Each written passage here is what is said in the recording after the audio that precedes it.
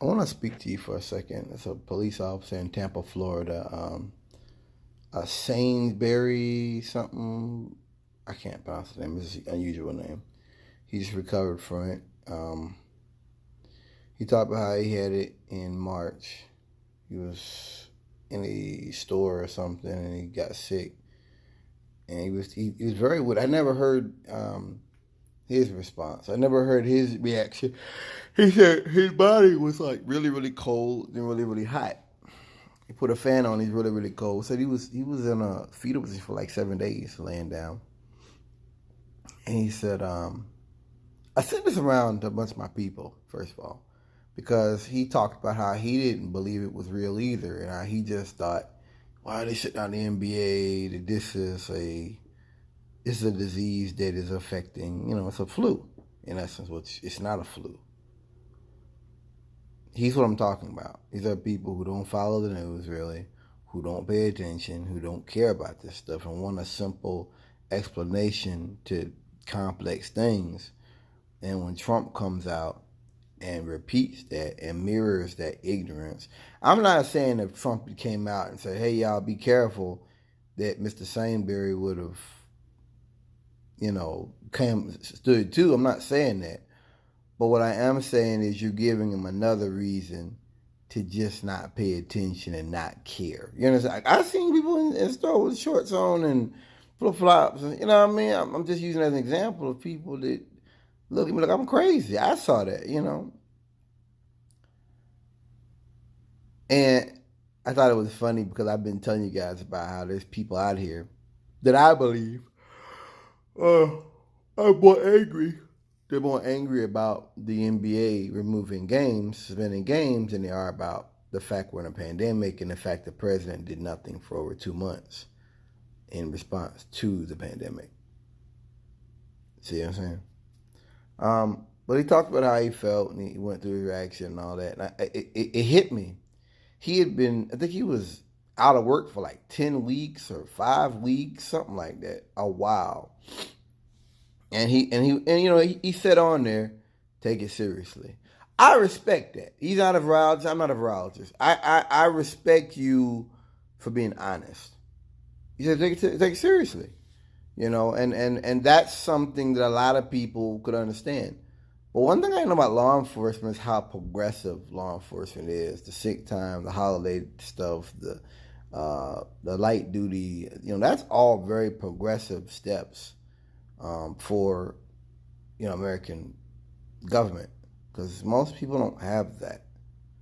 Most people, if you don't work, you don't get paid. You take time off, but most people don't have paid time off.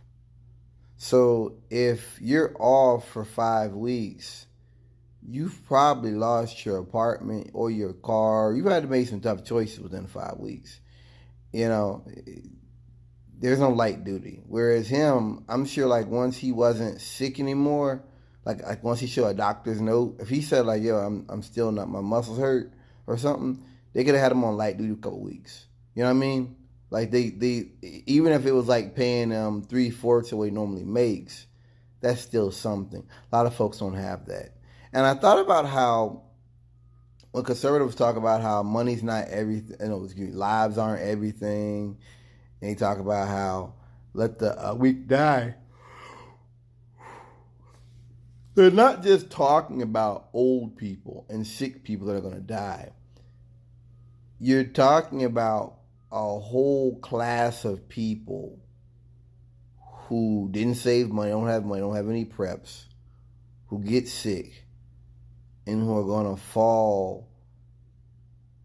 They're going to fall down a hole in the ground. They're going to fall back.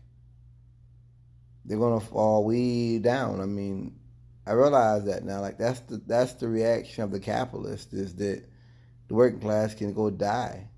And it's amazing because if they didn't do that, they could probably get more people. Like I'm always talking about blacks instead of becoming Republicans and conservatives. If they pretended to care working class people, pretended to care about them, I think they'd be able to keep things going a little bit longer. But I think this stuff about bailing out these big corporations and all these small businesses having to collapse. I think it's going to piss off a lot of people. I mean, I seen some circle report yesterday, guys talking about we need to have more equitable society. I saw something on Cedar Post, police blog, and one guy said the same. Two guys said the same thing. As guys, said, "Oh, you're a communist." That's, you know what I mean. Like, that's all they've got now. It's like calling you a nigger lover or calling you a faggot back in the day. It's that same thing. You have nothing else. You cannot defeat me in an intellectual way, and you know it. So you've got to throw a throwaway line at me that is insulting by itself and would have been insulting 30 years ago to my father. But it's just that's all you guys got now, man. Is calling for communists and stuff. Like, that's like, what do you have after that? You have nothing. You know? Like, you're not even like Ben Shapiro or somebody where you're trying to say, like, well, America's great. You're not even doing that. You're just attacking people for having a differing opinion than you. And I understand that white boycotts and things like that have to happen if we are to move towards a more equitable society. That the burning of the shoes after Kaepernick kneeled, white boycotts of things, that has to happen. Like, that's like the sun rising in the morning and the sun setting. It's like the sun rising in the east and setting in the west. It's just a natural thing. It's like water being wet.